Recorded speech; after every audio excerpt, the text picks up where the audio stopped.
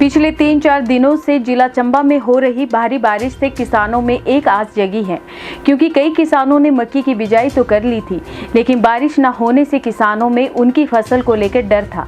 वहीं बारिश होने से किसान अब उनके खेतों में गुड़ाई का कार्य कर रहे हैं। इस बारे जानकारी देते हुए उप कृषि निदेशक डॉक्टर कुलदीप धीमान ने बताया कि मक्की और धान की बिजाई किसानों द्वारा हो चुकी है और अब किसान गुड़ाई और रुपाई के काम में जुटे हुए हैं। वहीं 30 जून तक किसान अपने खेतों में माह और राजमा की भी बिजाई करेंगे, जिसके लिए विभाग द्वारा किसानों को विभिन्न जानकारियां भी उपलब्ध करवाई गई है, ताकि किसान अपने खेतों में उन्नत खेती कर लाभ प्राप्त कर पाए।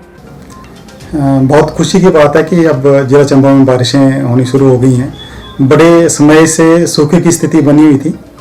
एक बहुत समय लगभग 1 महीना पहले एक बारिश हुई थी, जब लोगों ने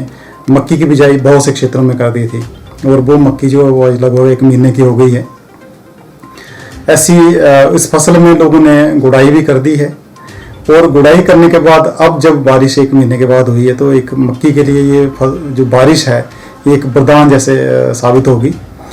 इसमें लोग मक्की में जो खाद की पहली मात्रा है वो दे सकते हैं। साथ में जिला चंबा का जो भटियाल क्षेत्र है, जहाँ पे धान एक मुख्य फसल में वहाँ पे उगाई जाती है, वहाँ पे लोग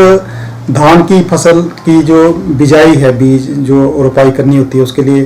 पनीरी लगाते हैं। और पनीरी का जो समय है वो बासमती फसलों के लिए 31 मई तक पनीरी लगा देनी चाहिए खेतों में, और जो दूसरी सामान्य किस्में हैं वो कम अवधि की होती हैं और उनकी पनीरी जो है वो 7 जून तक लग जानी चाहिए। और जब ये पनीरी अब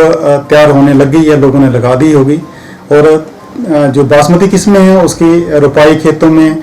20 जून से पहले किसान कर दें, और जो दूसरी सामान्य किस्में हैं वो 30 जून तक भी खेतों में इसकी रोपाई कर सकते हैं।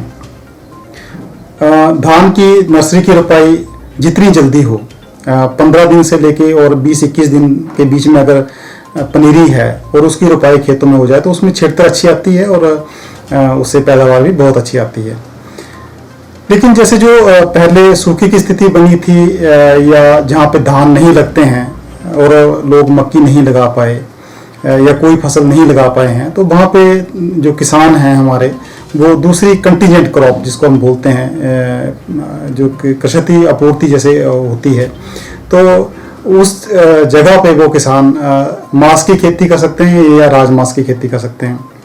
इसका जो मांस की बिजाई का समय है या राजमांस की बिजाई का समय है, ये लगभग 30 जून तक चलता है। और ये हमारी चंबा की जो फसलें हैं, मांस और राजमांस, दूसरी फसलों के मुकाबले जैसे मक्की और धान के मुकाबले इनसे एक अच्छी आमदन किसान को मिलती है। तो किसानों को हम अभी ये सलाह दे सकते हैं कि अगर कहीं बिजाई रह गई है, मुख्य फसलों की मक्की की अगर बिजाई नहीं कर पाए हैं किसी वजह से, तो वहाँ पे मांस लगाएं। अगर लोकल राजमांस लगाएंगे तो डेफिनेटली उनको उसका अच्छा दाम मिलेगा, या फिर नहीं है तो राजमांस भी लगा सकते हैं।